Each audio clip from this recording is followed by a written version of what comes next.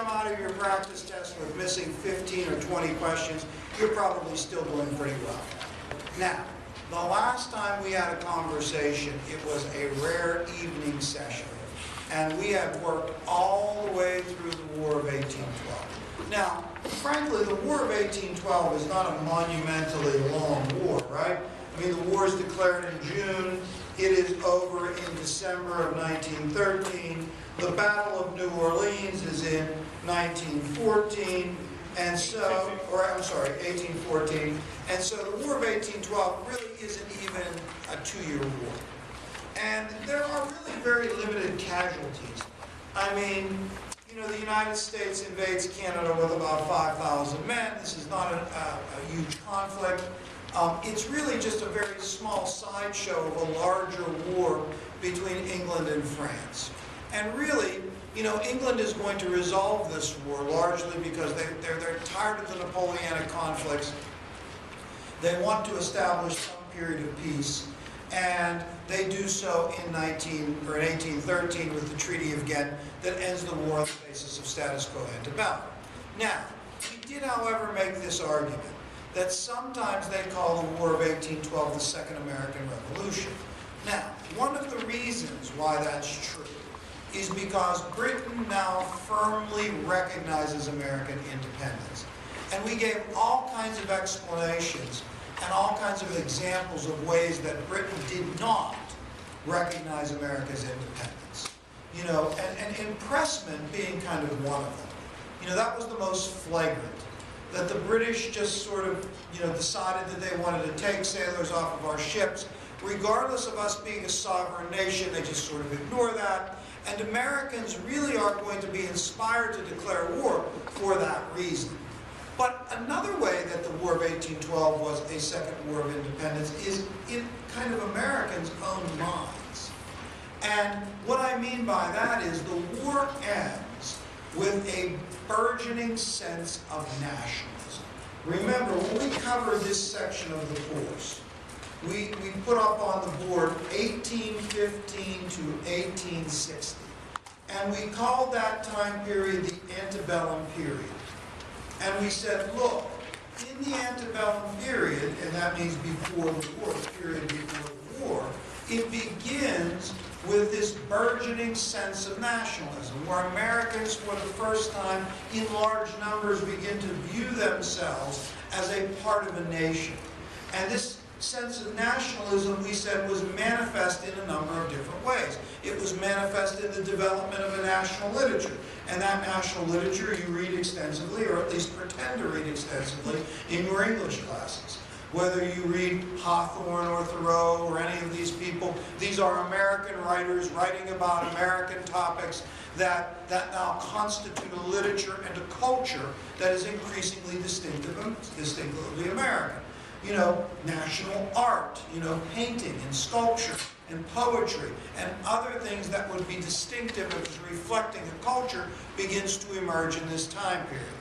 But we said more significantly for our purposes, the manifestation of nationalism comes in the form of, like, economics. In terms of economics, we said what embodies the sense of nationalism is something called the American system. Now, who was usually credited as the architect of the American system? Go to Henry Clay. Henry Clay. So how did we first? We were introduced to Henry Clay on Monday night, Jackie. When we were introduced, not Monday night, Tuesday night. When we were introduced to Henry Clay on Tuesday night, how did we introduce Clay? As what? He was a war hawk. Yes. He was a war hawk or an ultra-nationalist that became the Speaker of the House of Representatives and was appointed by Madison to negotiate the Treaty of Ghent. He and John Quincy Adams, among others, went to Ghent in Belgium to negotiate the peace treaty. Upon his return, Clay is going to advocate for this kind of ideology of the economy in the country called the American system. Bob, what was a part of the American system? Any part of it? Internal improvements. Now, internal improvements meant what? Roads. Roads, you know, canals, you know, anything that is going to make it easier to transport products and people east to west, north to south, etc. Now, the American system proposal for internal improvements was to build them, but who was to fund them? The national government. Government-financed internal improvements. So that was part of it. Belay, what also was part of the American system? Land industries. Well, yes, developing manufacturing. Manufacturing had started to develop during the embargo, which was 1807, and then during the War of 1812, when trade with England had really stopped. You know, textile manufacturers and iron manufacturers began to develop, and we wanted to continue to build this industrial sector. Now, in order to do that, what was part of the American system? To promote and protect the infant industrial sector. What did the American system propose? Taylor. This would be a good time to say the correct answer, Taylor. Tariffs, that's exactly right. A tariff is a tax on imported products. So for the Northeast, which was industrialized, there would be tariffs. For the West, there would be internal improvements. And for the country, there would be a national bank. And a national bank would provide a reliable currency and loan money to businesses and manufacturers and other banks so as to build the economy. So Clay, from his time in the aftermath of the War of 1812 up until his death in 1852, is going to be a national figure that will run for the presidency 3 times, that will be the Secretary of State, that will be in the House of Representatives and the Speaker for a period of time, and then will be in the Senate. In all of those positions, he will advocate for the American system, which would build the strength and the power of the country and of the national government. The American system is not consistent with traditional Republican ideology, although Clay was a Republican. Because the American system sees the national government as promoting the size and the strength of the economy, connecting the sections together in an integrated economy. Now, in addition to economic nationalism, we also said in the wake of the War of 1812, there was political nationalism that was embodied in the era of good feelings. What did that mean? Weissman, when we say the era of good feelings, what did that mean, dear Weissman?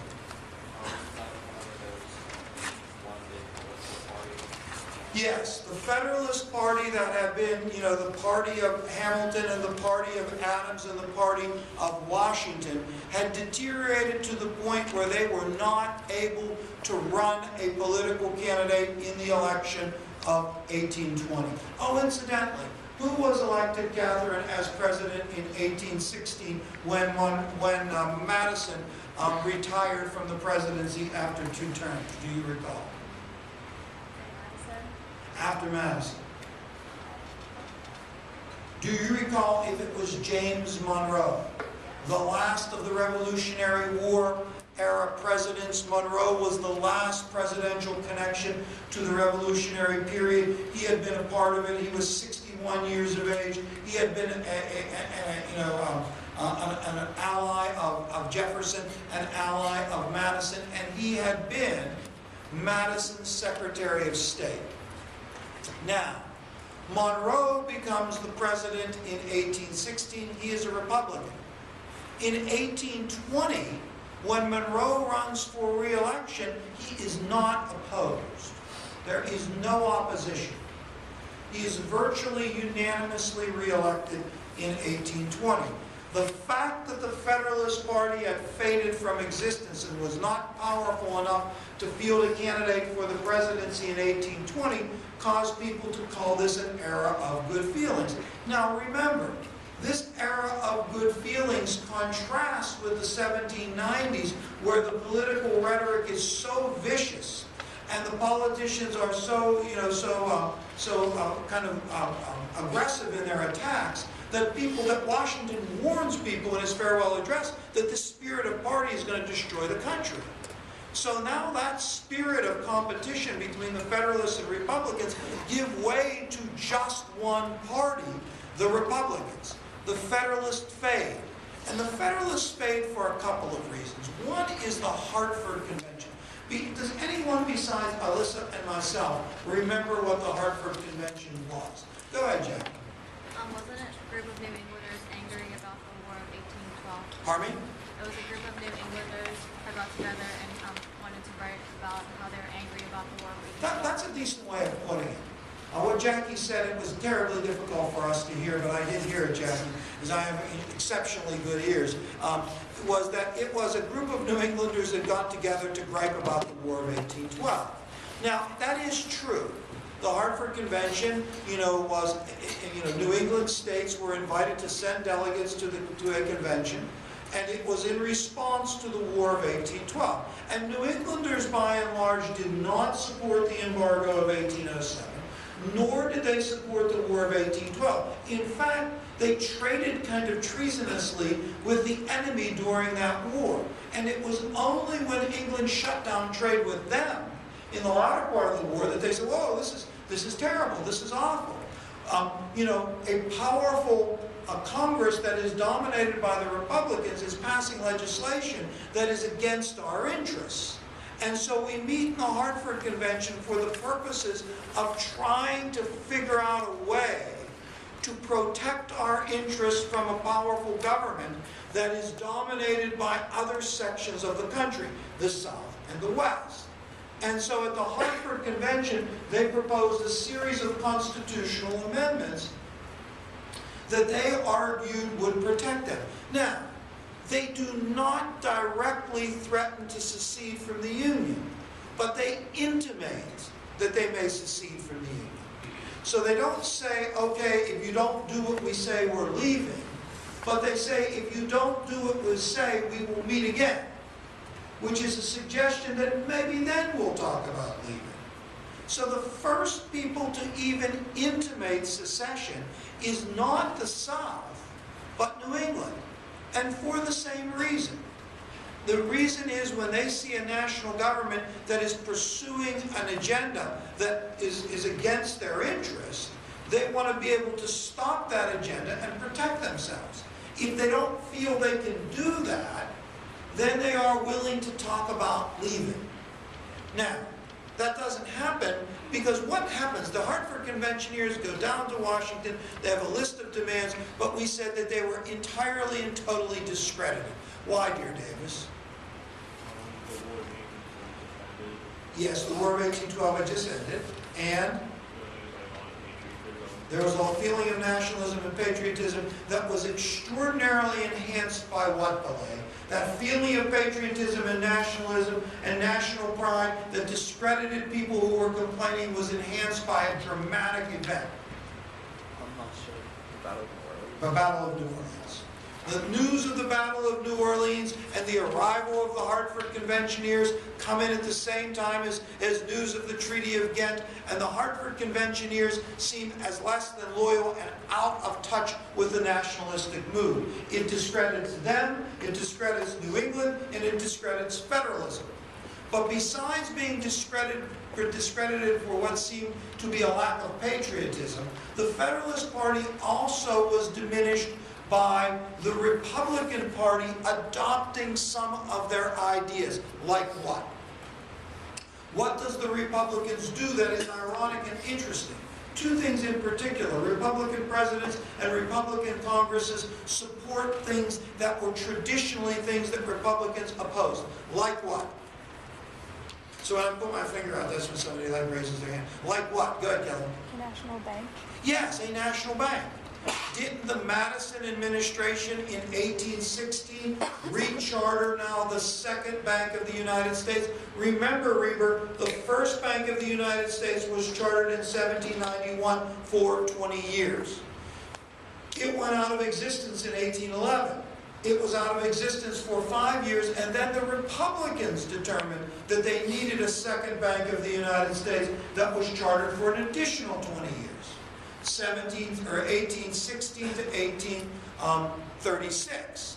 Now, in addition to that, what did they support? In addition to a national bank, they also supported something else. Go ahead, Davis. Yes, higher tariffs. So in some ways, what was argued is what killed federalism was that the Republicans out-federalized the Federalists. They began to adopt their ideology, even Jefferson expanding the nation and the power of the national government.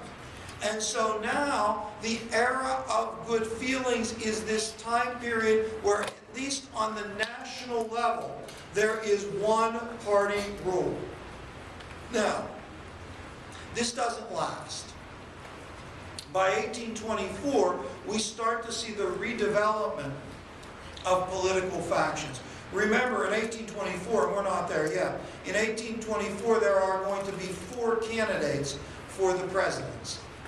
All of them are going to argue to be Republicans.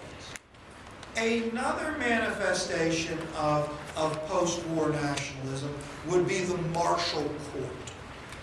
The martial court. Now remember, we identify Supreme Court eras by the Chief Justice. And therefore, the martial court would be the court that was in session and the rulings that came forward between 1801 and 1834. During that time period, John Marshall, the Federalist appointee of John Adams, was the Chief Justice of the Supreme Court. And it was Marshall, right? It was Marshall who kind of led the court to what were considered to be Federalist rulings.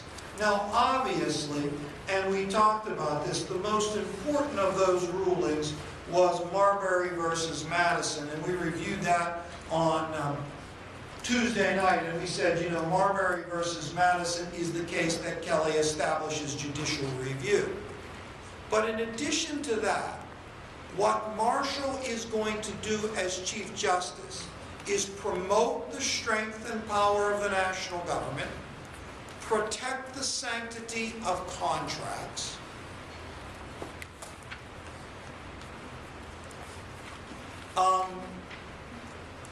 build the strength of the presidency. You know, so Marshall's decisions, you know, are going to be consistent with traditional federalism. Now, Marbury versus Madison, certainly. Another one I would know, or another one that I would remember, is maybe Dartmouth versus Woodward. Dartmouth versus Woodward is Dartmouth College versus Woodward, and in this case, the question was a charter. Dartmouth College was a self-sustaining, chartered college that had begun prior to the American Revolution. The state of New Hampshire tried to take it over. And the question was, could they do that? And what Marshall is doing with his decisions is lessening the power of the states to intrude in the private business of individuals and to kind of usurp the power of the national government. And what Marshall ruled in Dartmouth versus Woodward is that the state could not do that. Remember, it was Daniel Webster, the iconic congressman and senator from Massachusetts and New Hampshire, that is going to argue that case. But it protects the sanctity of contracts and lessens the power of the states. A second case that I would be familiar with, and this is an important one, is McCulloch versus Maryland. Now, in the case of McCulloch versus Maryland, the issue is, wow, let's put this a little lower. The issue is, Harold, where are you going to? The party store? Yep. Well, maybe you should take your phone and study a little bit in the break. What time is your break? I don't know. I get to take a 15 minutes. There you go. You'll study then at that time. Right? So in McCulloch versus Maryland, what was at issue was the Second Bank of the United States. Remember, Maryland had passed a special tax that was only on foreign banks, which was defined as the Second Bank of the United States. So the question was, basically this. Could they do that? Could they do that? Could they use their legitimate power to tax to kill the second bank of the United States in Baltimore? And really the question that was argued did the national government have the authority to charter banks and business on the national level? The same debate that Hamilton and Jefferson had in Washington's administration emerges here in this case. Now, a bank had been chartered, one bank had been chartered, a second bank had been chartered, but there had always been people that argued that those banks were unconstitutional. And so now, what this case entailed was, the power of the states and the power of the national government. And remember, we said that Marshall comes through with a very, very, very important ruling that basically says this: the ends justify the means. So what Marshall says in McCulloch versus Maryland is that Congress basically can do anything that has a constitutional end. So if the ends are constitutional, the means to get there are constitutional, unless the Constitution says you can't do it specifically. So the Constitution doesn't say that you can't charter a bank, nor does it say that you can. But the Constitution says that the federal government has the responsibility to regulate trade, and the federal government has the responsibility to create a currency. And in order to do those things, you might need a bank. Therefore, the bank is constitutional. Now, this is the embodiment of the broad interpretation of the Constitution. And the broad interpretation of the Constitution strengthens the power of the national government. Secondly, the case said that the states cannot use their legitimate power to weaken the power of the national government. Do states have the right to tax? Definitely. Can they pass taxes on banks and businesses? Certainly. Can they pass a tax that is intended to undermine the legitimate power of the national government? No. So McCulloch versus Maryland, if you're going to remember it, what it does is constitutionalize the broad interpretation of the Constitution. Third case, Gibbons versus Ogden, 1824. Incidentally, Dartmouth College and Woodworth are both 1819. Gibbons versus Ogden is 1824. Question here has to do with interstate trade, the ferry between New York and New Jersey. Whose charter is superior? The one that was issued by the state of New York, or the one that was issued by the national government? In this case, Marshall ruled that the federal government has the exclusive jurisdiction for interstate trade, and a ferry that goes between state and state would be interstate trade. So, among other rulings, these rulings increase the power of the national government, broad interpretation of the Constitution, solidify the national government's power to regulate interstate trade, protect the sanctity of contracts, and limits the power of the states to interfere with private contracts or the actions of the national government. All consistent with federalism and all consistent with a sense of nationalism. Sets the stage for the building of a national economy. I don't know, what would it be? Three things. A fourth way that there was nationalism in the wake of the War of 1812 was diplomatic. The United States is going to assert itself and establish its borders. In terms of establishing its borders, the big treaty is the Adams-Onus.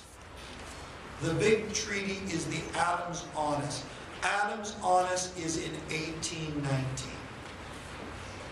Adams is for Secretary of State John Quincy Adams, who was the Secretary of State for 8 years in the Monroe administration. I told the kids on Tuesday that when I was in Massachusetts and Rhode Island over the weekend, I visited the Adams house. Christina, did I tell you, Jackie, I told you that. Did I tell you this? That the Adams house that I visited was inhabited by John Adams, and he died in that house. And so did his wife Abigail. But it was bequeathed to his son, John Quincy Adams. So he also lived in that house. And when we were there, we saw this table and chairs in a dining room, and it said that at that table and chairs, 3 presidents sat at one time or another. One, of course, was John Adams. One was John Quincy Adams, who goes on to be president. But one was Monroe. When Monroe was elected to the presidency, he made a goodwill tour up into New England, and he called on John Adams to specifically ask if he could invite his son, John Quincy, to be his Secretary of State. John Quincy Adams spoke 5 or 6 different languages. He not only spoke them, he read them. Read and spoke 5 or 6 different languages. In his library, he had library books, and he had the same book, and behind it he had the same book, but in French, and behind that the same book, but in German. So he had kind of like rows of books that he could read in different languages. Well, nevertheless, Quincy Adams is a nationalist. And what he wants to do is solidify the borders of the United States and extend it. And he gets an opportunity to do that when an impetuous Andrew Jackson invades Florida in 1817. Remember, does anybody remember why Jackson invaded Florida? I mean, it's after the War of 1812, it's 1817, go ahead, Alan. It was because the Spanish couldn't protect it. Yes, and what was coming, the Spanish couldn't control it and couldn't protect it, and what was happening? Native American. Yeah, the Native Americans were launching attacks from Spanish Florida. Slaves were escaping the Spanish Florida. The Spanish had been significantly weakened by the Napoleonic Wars. They couldn't protect it.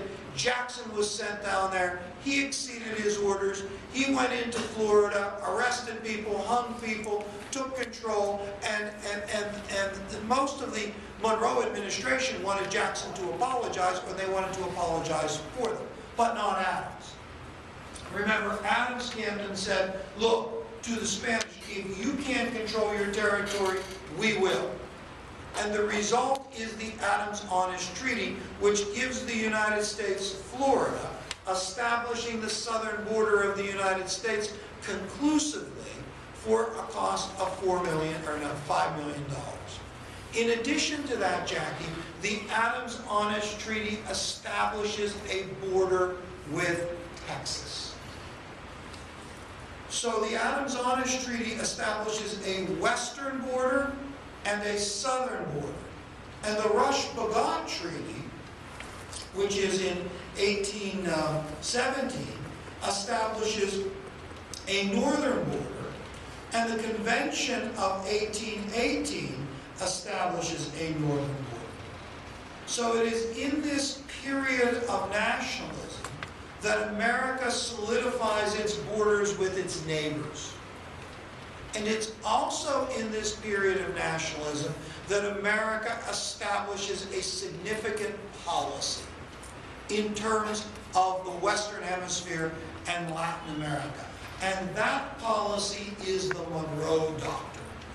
The Monroe Doctrine comes from the pen of John Quincy Adams, and it deals with the issue of recolonization.